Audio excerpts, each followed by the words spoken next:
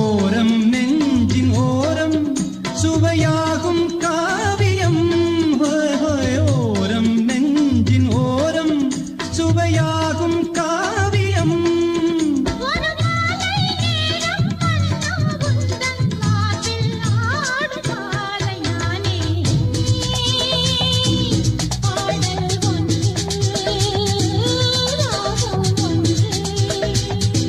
சேரும் போது அந்த கீதம் அதை மீண்டும் மீண்டும் கேட்க தோன்றும்.